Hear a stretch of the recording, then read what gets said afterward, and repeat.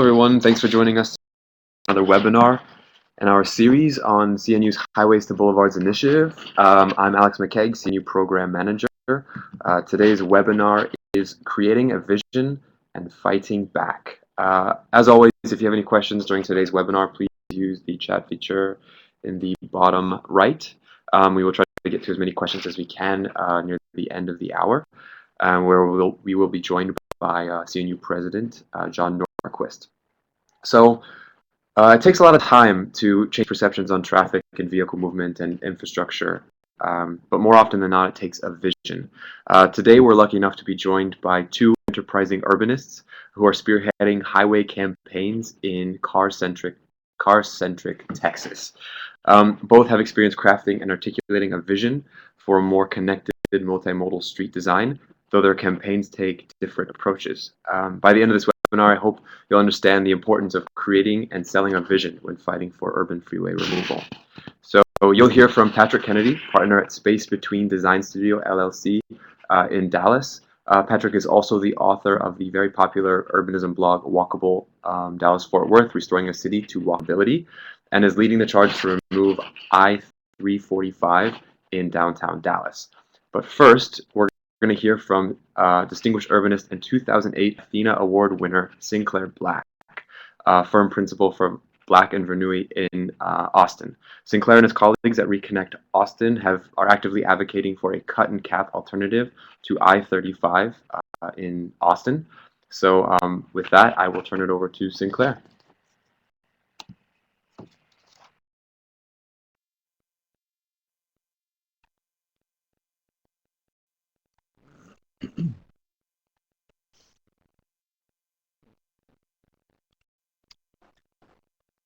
Hi, I'm Sinclair Black in Austin, Texas, and we want to speak this afternoon about Interregional Highway 35. It's a major north-south route.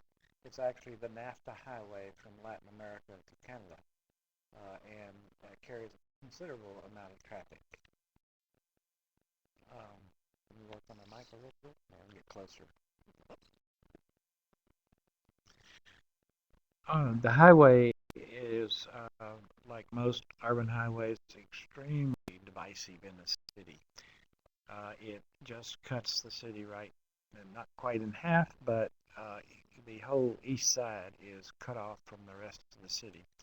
It's been an eyesore and a barrier, and in some ways a racial barrier, economic problem, in that it has kept economic development from happening in many cases, most cases. Go ahead, Alex. Austin was lucky in some ways. It was laid out as a grid, as a railroad grid, actually. The railroad went east and west before it went north and south, and it's almost a perfect grid. It's distinguished by Congress Avenue leading to the state capitol building, and it originally was laid out with an East Avenue and a West Avenue. West Avenue never materialized. East Avenue turned into Gracious Boulevard until the 50s, when the OT was looking for a way to get a north-south route right through the city, and it evolved slowly but surely.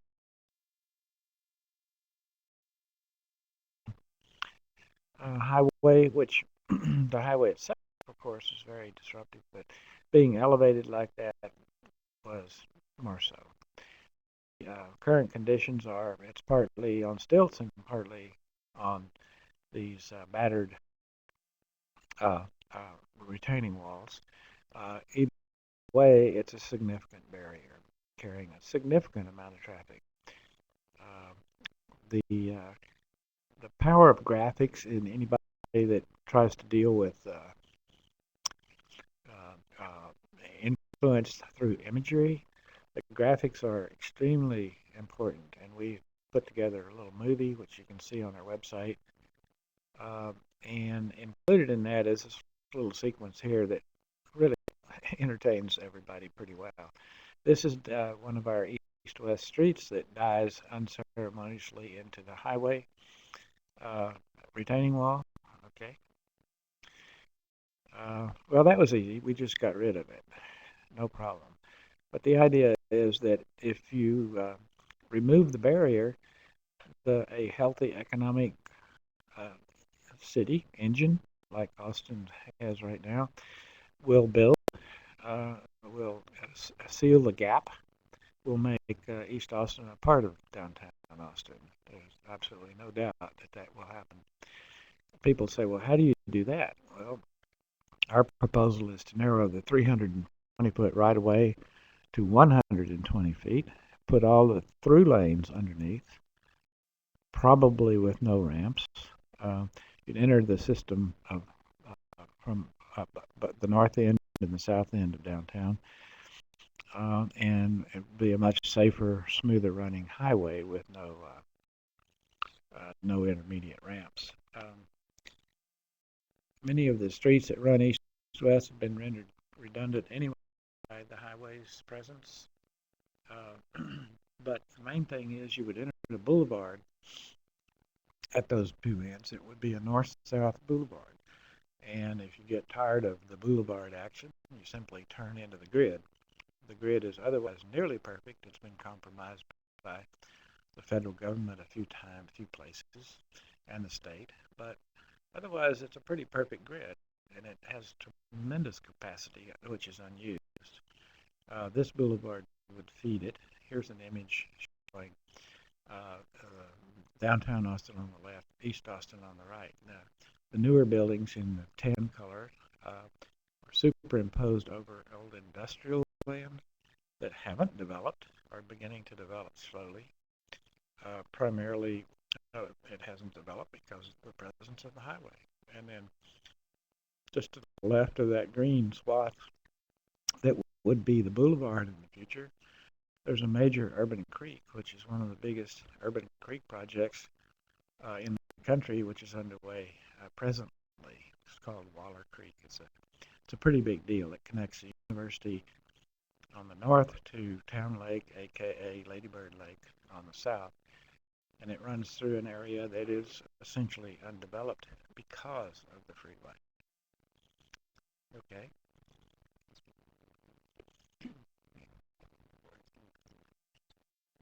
Yeah. The TxDOT is first of all, they've been listening to us. They've been listening to the community. The community has been listening to us and speaking to TxDOT, and that works pretty well. We, as a tactic, we went out and talked to professional groups and organized groups. Generally, everything from the Real Estate Council on one extreme to the Sierra Club on the other, and we've gotten nothing but enthusiastic support. Always the lone voice that doesn't like anything. In Austin, we call them caves, citizens against virtually everything. But those are very lone voices in this case. We have a tremendous amount of support. Of the 30 groups that we've talked to, approximately 20 of them have written letters to the EPA, basically to TxDOT, to go to the EPA, advocating, a process which would include what we propose. Now, in terms of lessons learned, one lesson is that we've learned that the DOT can refuse to consider an alternative if they think they have a reason. And of course, in this case, they think they have a reason to exclude it. That means that it can't, probably cannot be included in the EPA process that a project like this has to go through. As long as they can exclude it, then maybe we can't get it considered. But we're going to continue and double our efforts over and over to make sure that it is included, because when it gets to EPA, what we're suggesting fits their criteria like a kid glove. And what TxDOT is proposing has virtually no benefit for the region or even nationally. It's an interregional highway, and its excuse for being built was defense and interregional commerce, national commerce. Well, that won't change. Uh, what changes is our city, and we can get that traffic out of the way underground. A few years ago, we were involved in a program called the Great Streets Master Plan, and that started with a street upper left, ended with a street like the lower right, and that program is ongoing.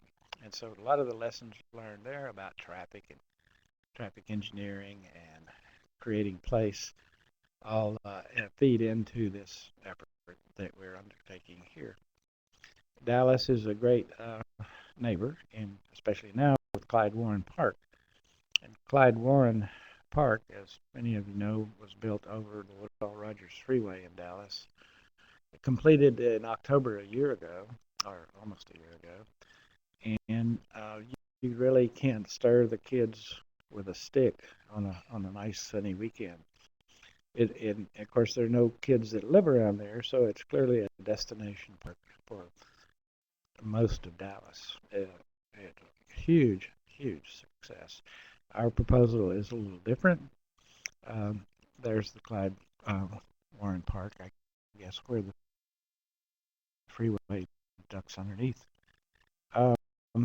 In not proposing a park, we're proposing a boulevard with a wide median and bike lanes and very wide sidewalks, tree lines, like Second Street that I showed you, that would connect commerce, connect businesses and people and pedestrians and bikes east and west across the city.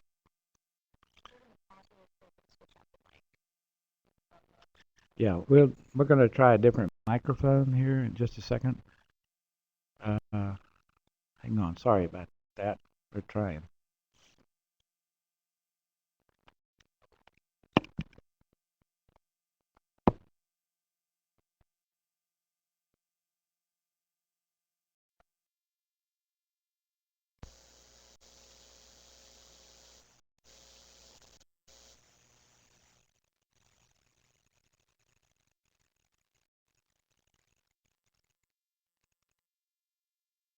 Hello? Hello? Is that better? Hello? Hello? Okay.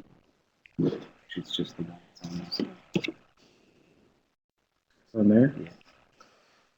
Well, in any case, we looked at all the precedents, not just Clyde Warren, but the the Big Dig in Boston and San Francisco, the Embarcadero story I've known forever. And Portland. I've been to Portland a number of times. Part of my family is there. And of course, Chicago with the success of Millennium Park. All are cut and cap. Most of those. Portland is not. San Francisco is not. The freeway just got knocked down and replaced by an earthquake. Thank goodness. Ours is a little bit different in that it is a proposal for economic development, and that is if you can wrestle the right of way that is presently wasted by all those retaining walls and battered walls and silts and things, away from TxDOT without building over their right of way underground,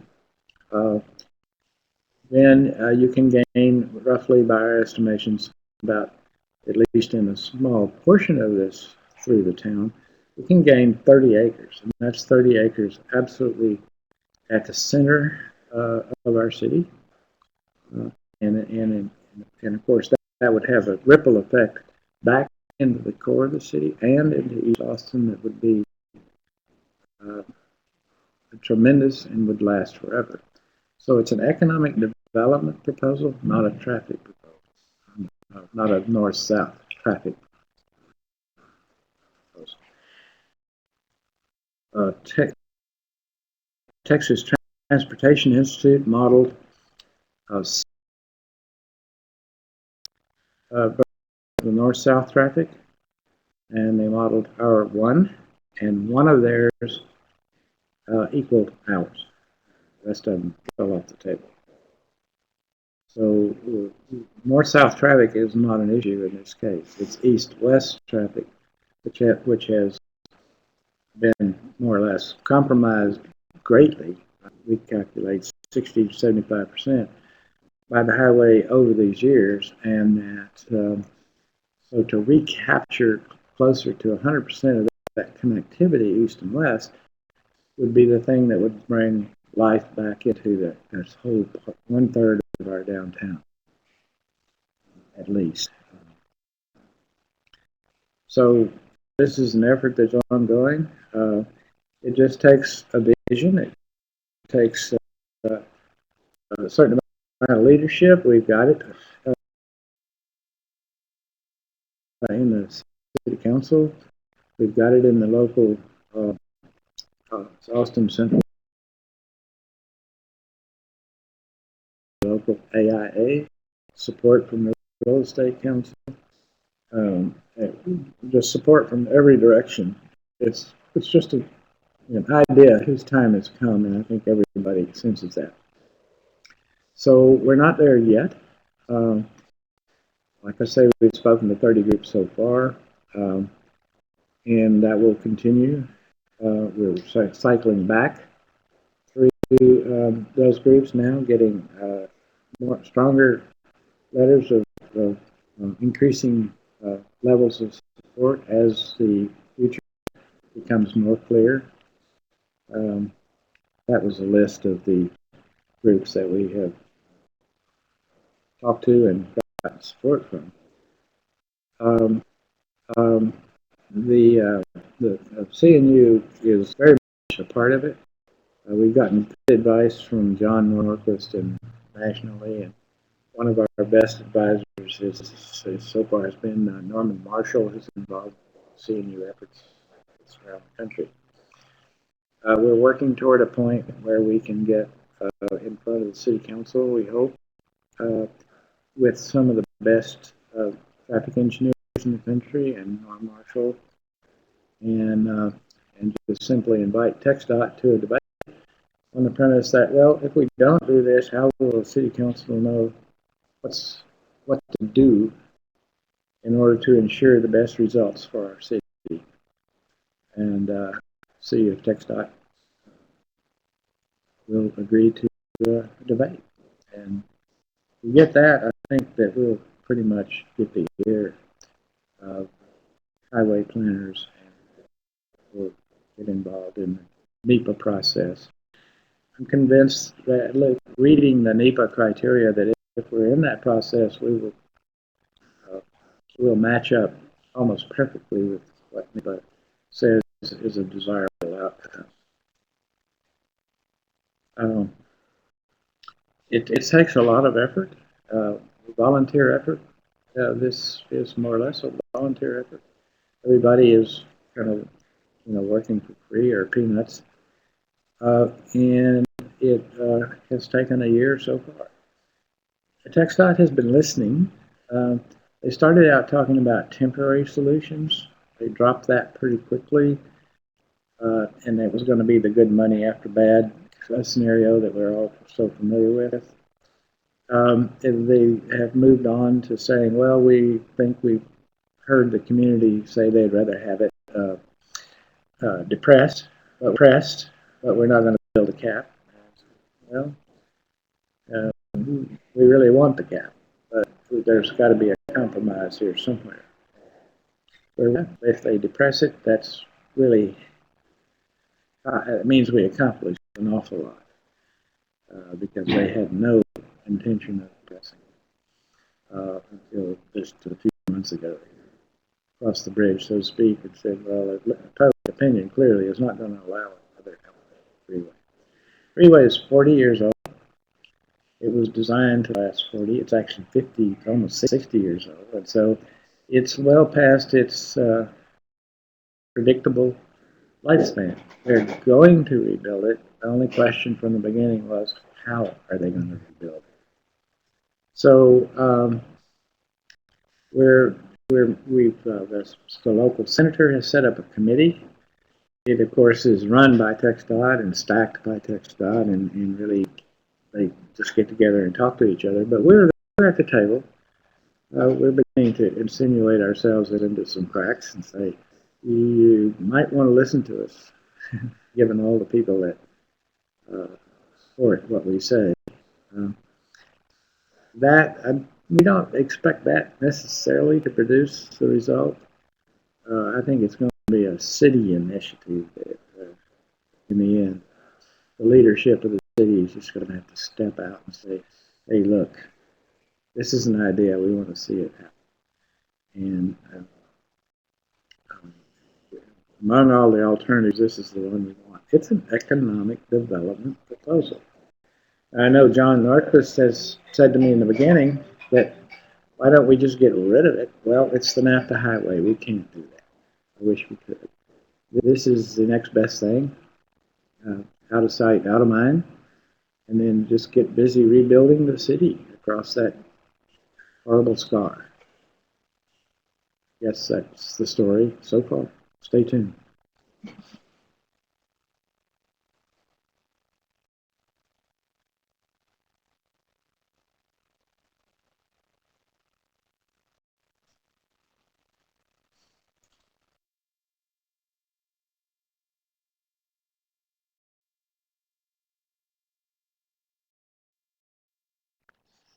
Okay, Sinclair.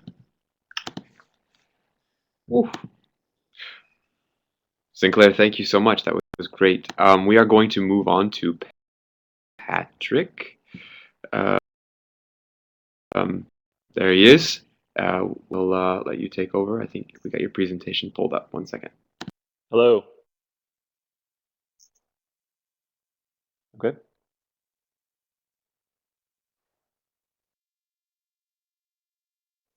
Can everybody hear me okay? Check, check. Yes?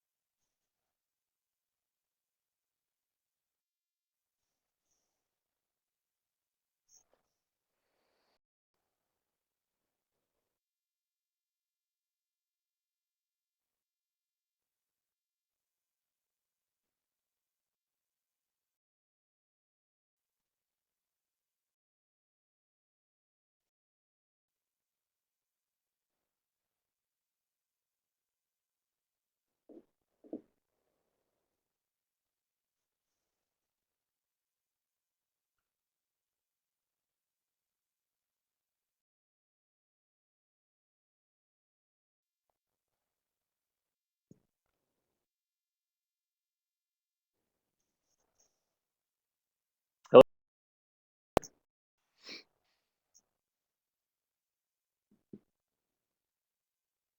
There it is.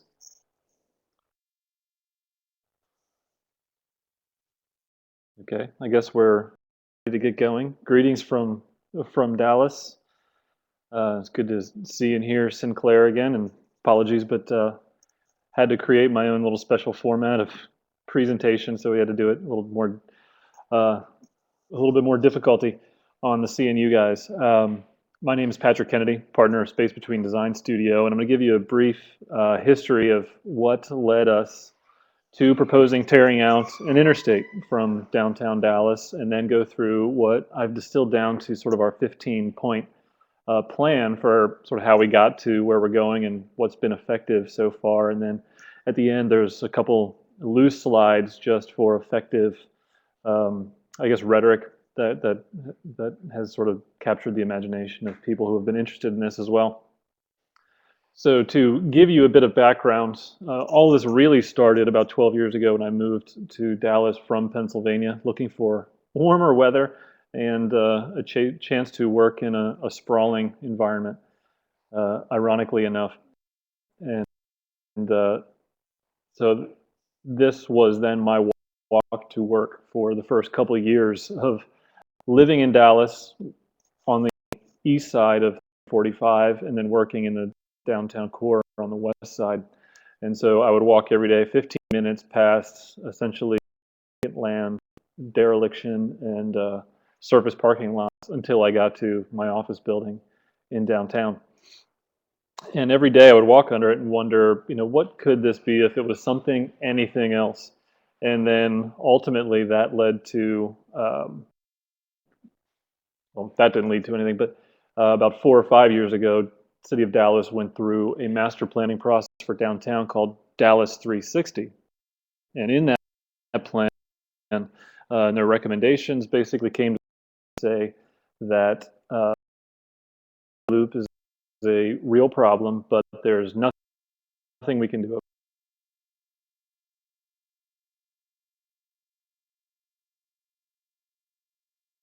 about it. And many of the recommendations were sort of all costs or heavily subsidized investment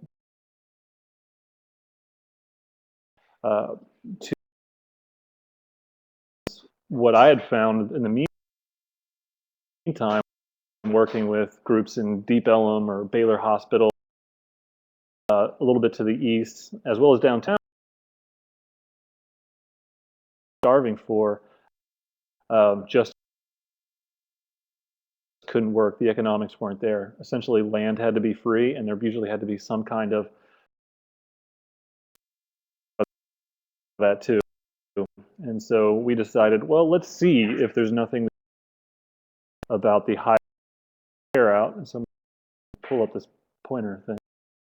Maybe not. There it is. And so here is 345 on the east side of downtown. And at the time, there were plans for all other sides of the highway, Clyde Warren Park here, but it was still under sort of design construction at the time. And there were various plans from TxDOT to work on these other sides of the highway as well. And on top of that, there was the most amount of opportunity and land. What we wanted to really revitalize and recapture and bring some market-oriented investment housing to the area in terms of walkable urban neighborhoods, which there's a huge amount of pent-up demand in Dallas right now, and presumably other places. You may have heard of the Uptown area, but the housing market is completely haywire, where the rest of the city is sort of starving for that kind of neighborhoods. So when we get to the first point, you have to really identify what is real from a historical structure and the amount of investment that you can leverage. In this case, 345 is now running left to right on your screen or south to north. And besides that, there were sort of plans for all the other highways in the area.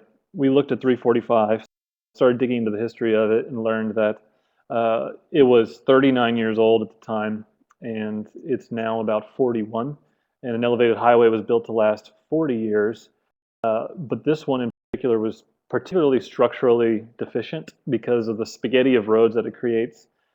Beneath it actually creates for an asymmetric column structure. The thing has been repaired in like nearly 500 different locations as cracks has formed. And so the more we dug into it, the more this made sense. Let's really look at this to see what we can do about it. And so a couple friends got together and said, well, let's just run sort of an economic development scenario and see where this takes us. At the time, TxDOT was paying attention to the road yet, and we had submitted a number of Freedom of Information requests to see if they had started the chatter, and we heard nothing. So we said, well, let's just run with it and see where it goes. And by the time they're ready to look at it, we will already have alternate numbers in terms of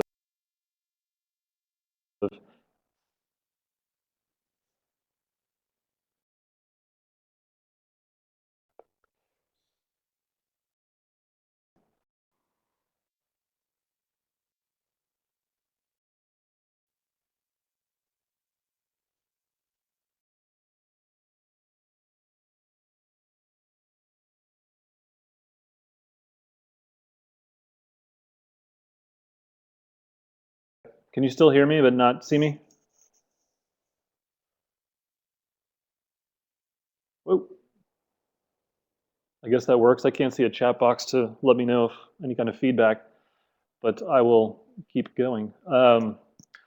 So not only was 3:45, can you bring the chat box back up, please, if it's possible?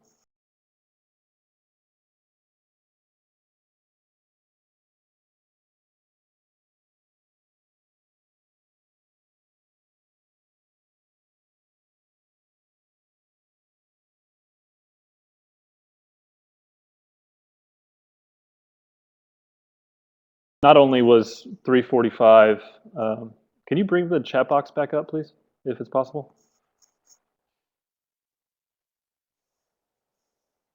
Otherwise, I'm just going to keep talking. So it was approaching the end of its lifespan. We wanted to have numbers to counteract the traffic projections that also said, well, what about quality of life? What about economic development? These other potential opportunities. Okay. Can you still hear me but not see me? Whoa. I guess that works. I can't see a chat box to let me know if any kind of feedback, but I will keep going. So not only was 3:45, can you bring the chat box back up, please, if it's possible? Otherwise, I'm just going to keep talking.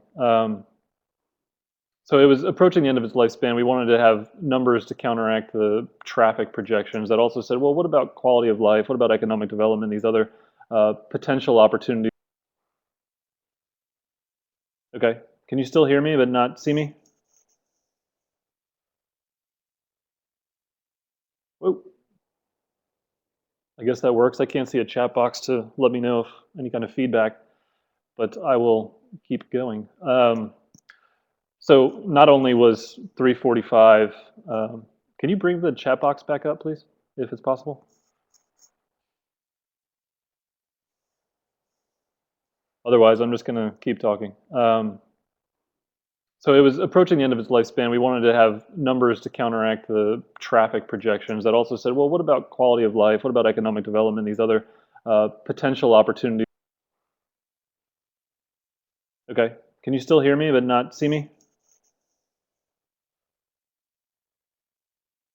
Whoa. I guess that works. I can't see a chat box to let me know if any kind of feedback, but I will keep going. So not only was 3:45,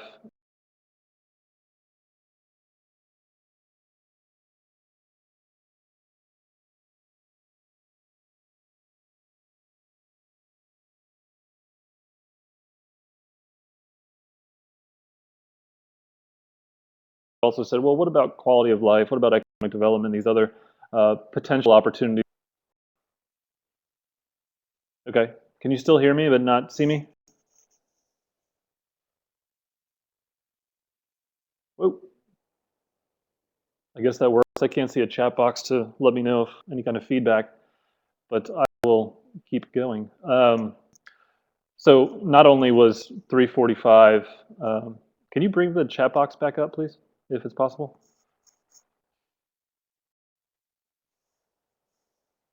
Otherwise, I'm just going to keep talking. So it was approaching the end of its lifespan. We wanted to have numbers to counteract the traffic projections that also said, well, what about quality of life? What about economic development? These other potential opportunities. Okay. Can you still hear me but not see me?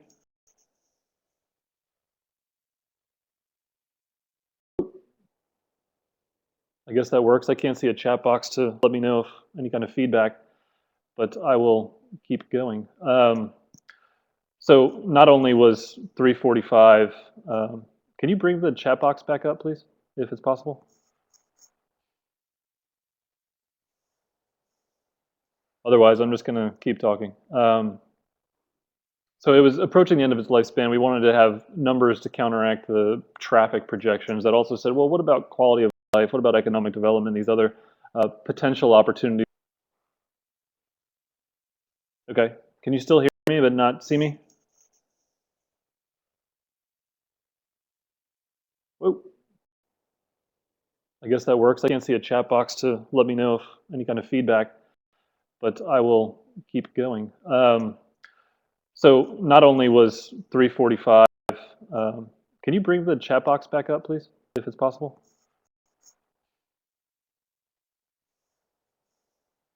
Otherwise, I'm just going to keep talking. So it was approaching the end of its lifespan. We wanted to have numbers to counteract the traffic projections that also said, well, what about quality of life? What about economic development? These other potential opportunities.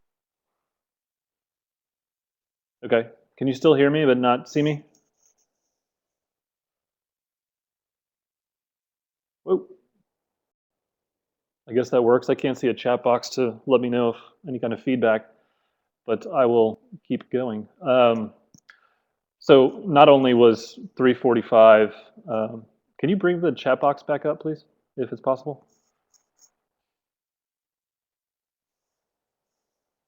Otherwise, I'm just going to keep talking. So it was approaching the end of its lifespan. We wanted to have numbers to counteract the traffic projections that also said, well, what about quality of life? What about economic development? These other potential opportunities. Okay, can you still hear me but not see me?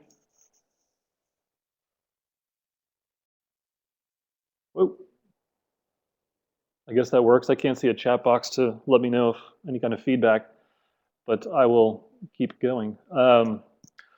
So not only was 3:45, can you bring the chat box back up, please, if it's possible?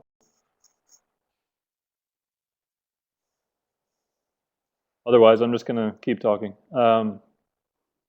So it was approaching the end of its lifespan. We wanted to have numbers to counteract the traffic projections that also said, well, what about quality of life? What about economic development? These other potential opportunities that wouldn't be considered otherwise. And so we did that plan. We started just sketching how do we reconnect the grid, and then thinking, okay, how many streets and blocks does that create? What kind of land use would be appropriate? How many parks would be able to fit in the area as well? And eventually, the sketches turned into real CAD drawings. Oh, we're starting to move things around here, where we could see exactly what kind of acreage that we would be repositioning. And what we found was that our study area consisted of 245 acres, of which we basically drew the boundary around all the surface parking lots and vacant land. And we would be recapturing 64 acres of right-of-way, net right-of-way, while repositioning 180 acres of currently underdeveloped land, which is surface parking lots or vacant land. And we actually ended up going through all of the property tax rolls and seeing what kind of improvements and tax base was already there, and found only that there's only been 19 million of improvements in private improvements over this entire 245 acre area, which generates only 3 million a year in property tax revenue for the city. And so then we used some pro formas of comparables in the area of what kind of a mix of high-rise, mid-rise, low-rise, primarily residential, usually sort of the city place area, and found that we could leverage over $4 billion in private investment just by creating development parcels, restitching the grid. And that $4 billion in private investment would then be worth $110 million a year in property tax revenue to the city, an increase of like 30-some, 40 times. And on top of that, TxDOT's come back and said that their expected improvement to it or just maintaining of it would cost $100 million to keep it up for another 20 years. And when we looked at the land, just the dirt of the right-of-way underneath it, we found that the land alone is worth $170 million. So essentially, if the land below it is worth the cost to maintain it, we're saying that's basically a totaled piece of infrastructure if we're using the car metaphor. And so I ran through some of this already, but we were talking about an area starving for housing, that the economics don't work, but all of a sudden this flips that equation so the housing does work, and we'd be leveraging 25,000 new residents and 10,000 new jobs in the area. An area that right now would only be 0.1% of the total city land but would then ultimately produce more than 3% of the total city budget, essentially punching 30 times above its weight. Ultimately, you see how it can fill in there. And so when you're starting to build this case, you start very small, talk to people talk to like-minded people. If you've had a few beers with me at a happy hour, you have heard me talk about this for hours on end. And ultimately, that starts to build a little bit of its own momentum as people, I see people go through the 5 stages of grief, and as soon as they come to start thinking about it, they're like, oh, you know what, that kind of makes some sense. And they'll start telling others, and you start to build your base that way. But not only do you build your base, but also your case, because everybody you talk to individually will have different potential questions or concerns, and you can understand where they're coming from, and so then you can start to craft your argument that way. And so this has been 4 years of basically conversations and craft of the rhetoric. Ultimately, you also have to sell it as win-win for everybody, and in this case, it means our state DOT, from what I understand, is about 35 billion in debt and deferred maintenance, and we'd be taking 100 million from that and saying, you don't have to find this. We're going to handle this another way. Also, not only does the DOT lose the maintenance dollars that they could put to somewhere else that's probably more appropriate for highways, where downtown is not totally appropriate. The city would then get tax base, that land that they could leverage for increased affordable housing, because we're having a big issue trying to get affordable housing to where it's needed most, which is near transit and near jobs.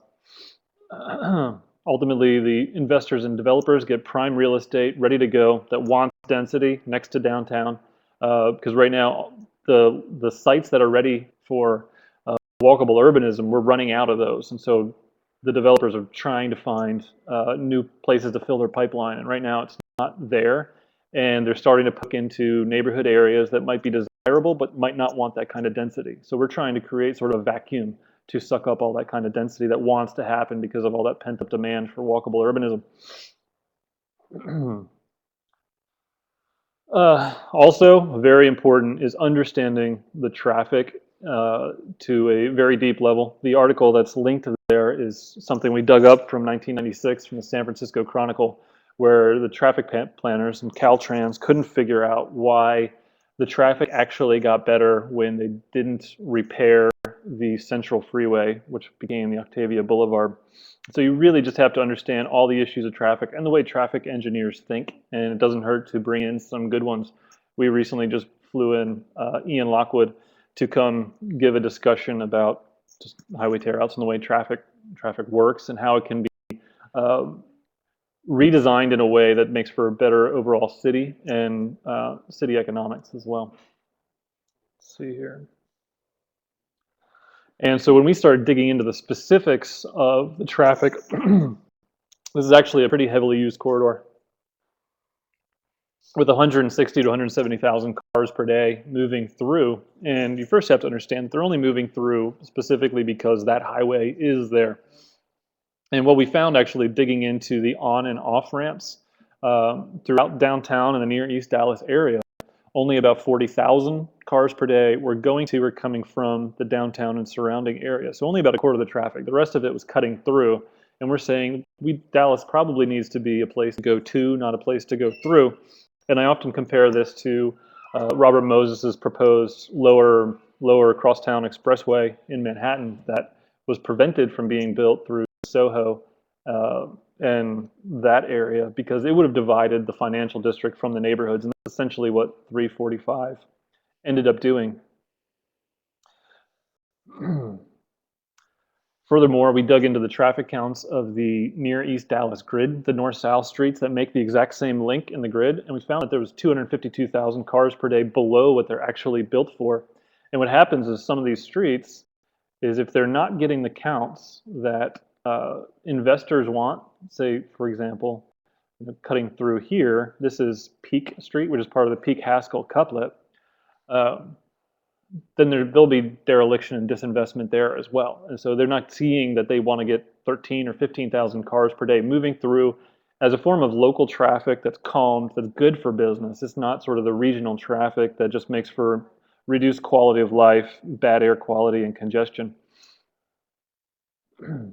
So we asked, well, there's always this concern about what about peak hour traffic, people trying to get to jobs from far south Dallas to far north Dallas or whatnot, because we've got this job spillage problem that keeps moving further north. And so our question is, well, during those peak hours, the traffic is always jammed to these choke points anyway. Wouldn't it be better than moving 25 or 27 miles per hour on a highway, elevated highway, where you've got no way on and off, no other choice, if you actually had 4 or 5 or 6 potential urban boulevards that could be reconstructed and improved that could make that same link? And maybe you're going 25 miles an hour, maybe there's several traffic lights and it takes a few extra minutes. But we think ultimately that's a trade-off that's better for the city, that allows us to bring jobs and investment and housing all back closer together to a downtown area that has legitimately been suffering for the last 20, 30 years. So you also have to research into the history of your highway. And this segment of highway was never really supposed to be there originally either. And we'll talk about that in a little bit more, but this represents the link between downtown and the Deep Ellum area, which is incredibly historic in terms of jazz and blues. People like Blind Lemon and Leadbelly playing at the Harlem Theater, which is shown here. And the Harlem Theater was directly underneath what is now 345, and all of this was wiped out to make way for 345. And so what you see on the left is the original interstate plan from 1955, and there was never supposed to be a 345, and then ultimately that became 75, and in 1960 it was planned to be an urban boulevard that understood at some level that there was something valuable in the city and it wasn't supposed to be ruined, but ultimately we did end up building it. And so on the left is this ridiculous drawing of all the highways that were proposed. And so Dallas has a history of fighting every single freeway that's been built. Some have been prevented, some have been sort of cut and capped in case of Woodall Rogers, and that's been 30 years in the work. And then some have not been prevented at all. And so they've been built as TxDOT wanted, which is elevated freeways. And so you can see there the interstate system, and 345 is not even listed there, but that's the official name, and it's sort of the stub. And so right now, you have to understand the process that this would have to be delisted from the interstate system, and then that goes to a state road. The state would then have to abandon it, or TxDOT would have to abandon it, then the land goes to the state, and then there would be a negotiation between the city and the state for how that gets deeded over. And we've had a lot of success understanding the local politics and how things get done here. And you basically have to skip all the no men, basically the people that don't have power to say yes.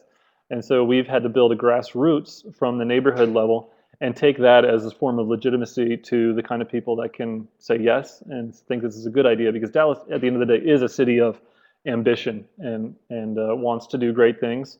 But the infrastructure hasn't really allowed us because it's designed basically for sprawl. And this is a tough issue because you don't want to let go of the narrative and the argument, because all of a sudden crazy things can be said. We're trying to punish poor people when we're actually trying to bring jobs and investment back to the disadvantaged areas. So that's a tricky thing to maintain, but you have to watch over it vigilantly. Hello. Hi, this is John Norquist. I'm the president of the Congress for the New Urbanism. Thanks a lot, Patrick, and thanks a lot, Sinclair. Really appreciate your presentation. I have a few questions for you, and we have some questions that have come in from our audience. Patrick, when you look at what you want for Dallas,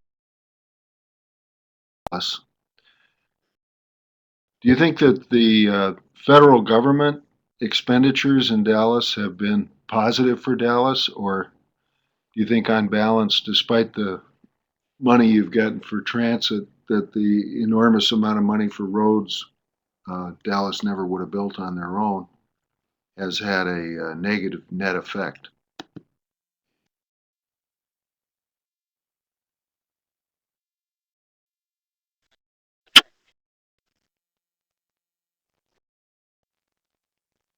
Is my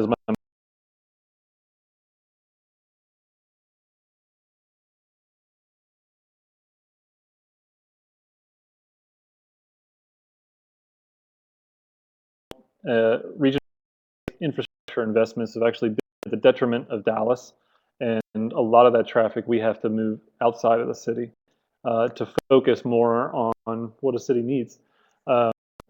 And so there's a lot longer story to that in terms of how we had to ban open container alcohol in cars to get federal money, and it turns out that to do that, to stop drinking and driving, we've actually created more drinking and driving by forcing people into cars.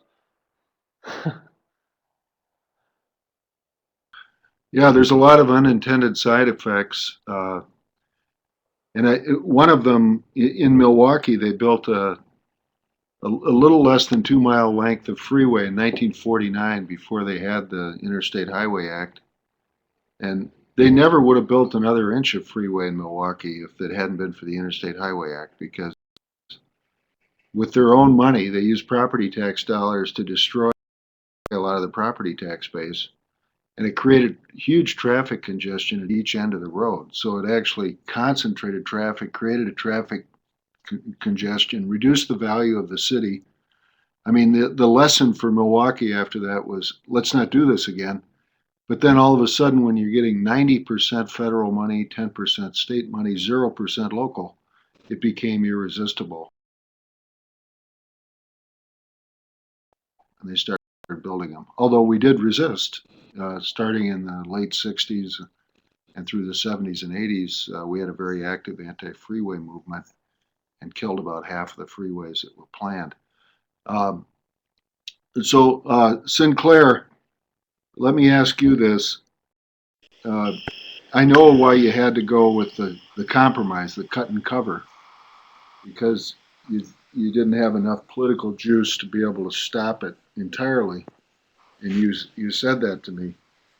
But the question is, do you have enough juice to stop, to get your compromise? Because you compromised, and it looks like the DOT is kind of ignoring you and your coalition, which is actually quite a few. It's a good coalition. It's a strong coalition, but they seem to be kind of shrugging it off. How are you going to win this battle? That's a really good question, John. Maybe it requires your help. We have made a lot of progress. As I mentioned, at this point, if you just point blank ask TxDOT if they think they can build it elevated, the answer is no. That means it's suppressed. Now, do we get the cap?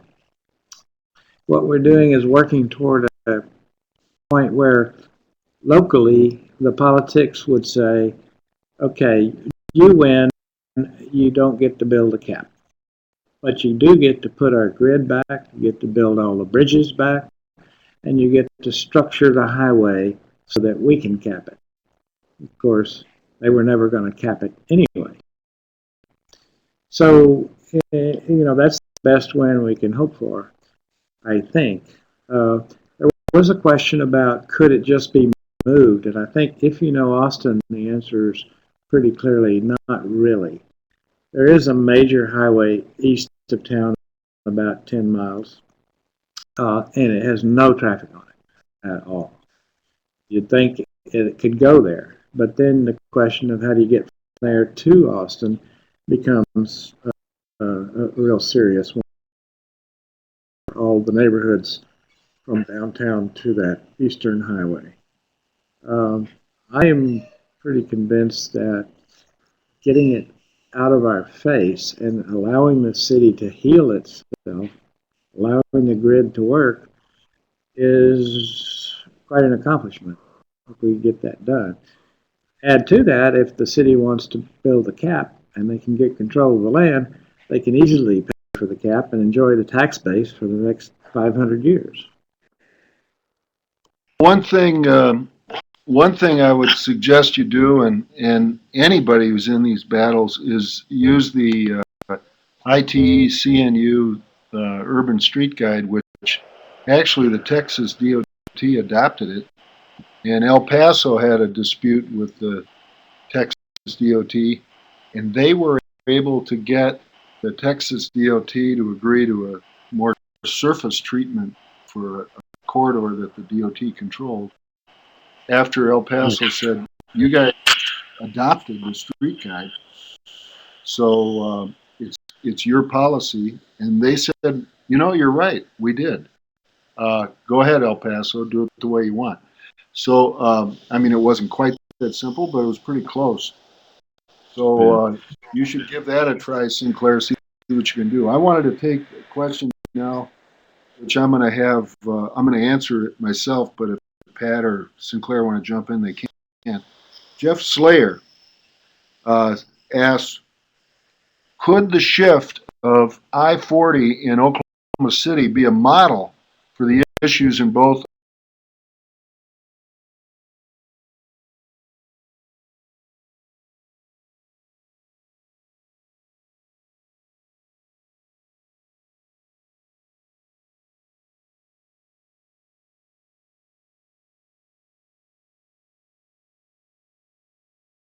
and Dallas? And actually, Sinclair, you've already kind of answered that it couldn't move. There's not a place to really move the one in Austin. There's not a neighborhood that would be willing to accept it.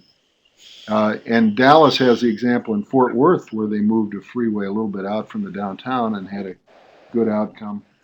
But the problem basically is finding a place to put it, and also that just eliminating it is probably the best solution, particularly in Dallas. And I would point out that in Oklahoma City, even though they moved the freeway, the road that is being built to replace the freeway is almost a freeway. And so what you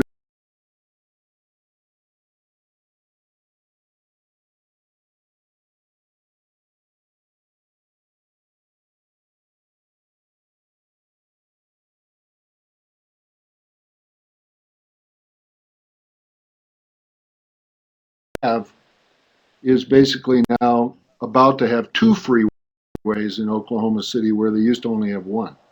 So that one didn't work out so well, unless there's been some late breaking change in that freeway. It looks like instead of a boulevard, they're getting almost a freeway, replacing the old freeway and then having a new freeway. So they have two freeways instead of one, almost like a Detroit model, where the more they keep building more freeways. In Detroit, in all their ruin, I would only add they're now the state of Michigan is spending I would only add that there would be nowhere to put $1.6 billion 345, and the better place to put widen the I-94 in the capacity city of would be Detroit. onto transit, which we're trying to get. We've Congestion got is one the of the biggest longest, most problem in extensive Detroit. transit systems in the Actually, country in terms of light congestion rail, is probably and we're the having least of their trouble getting problems, ridership but up to the the state point of where Michigan it's feels it's really a important more to spend beneficial. $1.6 billion It's also better besides just of transit, but taxpayer also money, onto money the grid wrenched and the out of regional the traffic pockets of onto the taxpayers several all loop throughout the state of beltways Michigan, that we already and have, poured into a and completely either cutting and wasteful, capping it or negative project. relocating it, all in that Detroit. cost, which Thank to you, state of my Michigan. mind is further subsidization of bad behavior of small Right, Patrick, and long trip commuting. do you think And we would be, because we have some of the highest for Dallas? high lane miles per capita, just reducing that overall number.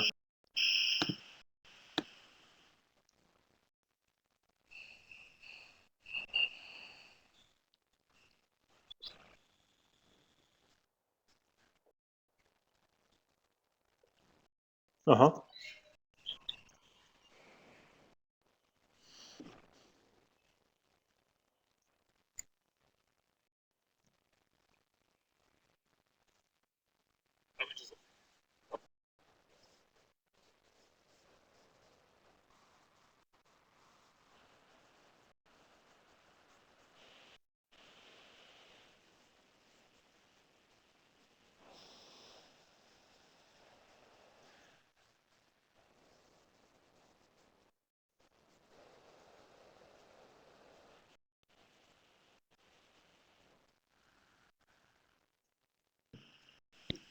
I would add to that, Pat, the distribution Yes, of our traffic downtown hospital is in and also around the same downtown thing, that Dallas will they improve are interested in the without idea the just to freeway. improve A their lot of the access truck traffic and emergency that response. goes along that route it has its business in bringing goods in or taking them out, and they need to get to the street grid, to the street they want to go to, and the freeway forces them to overshoot or undershoot where they want to go, and doesn't connect them as efficiently to the grid.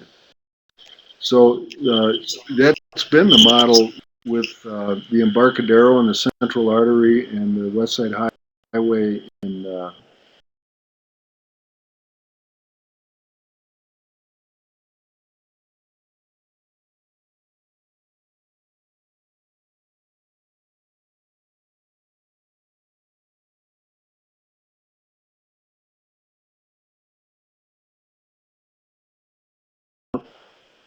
and they need to get to the street grid, to the street they want to go to, and the freeway forces them to overshoot or undershoot where they want to go, and doesn't connect them as efficiently to the grid.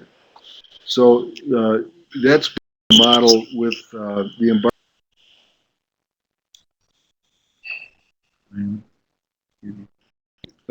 I would add to that, Patrick, that Hello, around downtown Dallas will improve response from me, without Alex? the This is freeway Sinclair. along that route. Well, I was going to say Goods that in or taking them out. physically moving it very far is not really an option for a number of reasons: grades, lake crossings, uh, pretty vital neighborhoods on their way back to life, et cetera, et cetera. Moving it west is not an option at all because of the city, more lakes, more hills, and most of the wealth in the region. So the best thing we could figure out is to bypass. What we're talking about is an elevated freeway reversing itself. It goes underground. It's grade separated. That's what they want. The traffic counts are pretty high, and I think in the long run, Patrick is right. It would be great not to have the freeway at all, possibly, which is only put there to promote sprawl. But we couldn't find a way to really eliminate it entirely. If our grid worked in downtown, and it does not, it works except within a few blocks of the highway. But the whole thing could work beautifully in the east and central downtown, and the East Austin could seamlessly grow back together over a period of time and create a tremendous amount of walkable urbanism. John, I have the Designing Walkable Urban Thoroughfares in my hand. Our problem is that we're aware of a number of really quite intelligent policies that the DOT has. Our problem is that they don't know it. They have a value creation policy that they paid $2 million for somebody to write, which is quite good. They were unaware of it. They have adopted the walkable urban thoroughfares, but they don't live by this new Bible. And by the way, I think we all owe a vote of thanks to the CNU group that got this done. Undershoot where they want to go, and doesn't connect. Hello? Embarcadero and the Central Artery and the West Side Highway in New York.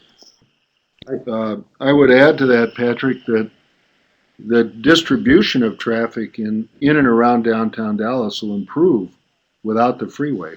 A lot of the truck traffic that goes along that route has its business in bringing goods in or taking them out, and they need to get to the street grid, to the street they want to go to, and the freeway forces them to overshoot or undershoot where they want to go, and doesn't connect them as efficiently to the grid. So that's been the model with the Embarcadero and the Central Artery and the West Side Highway in New York. I would add to that, Patrick, that the distribution of traffic in and around downtown Dallas will improve without the freeway. A lot of the truck traffic that goes along that route has its business in bringing goods in or taking them out, and they need to get to the street grid, to the street they want to go to, and the freeway forces them to overshoot or undershoot where they want to go, and doesn't connect them as efficiently to the grid. So that's been the model with the Embarcadero and the Central Artery and the West Side Highway in New York.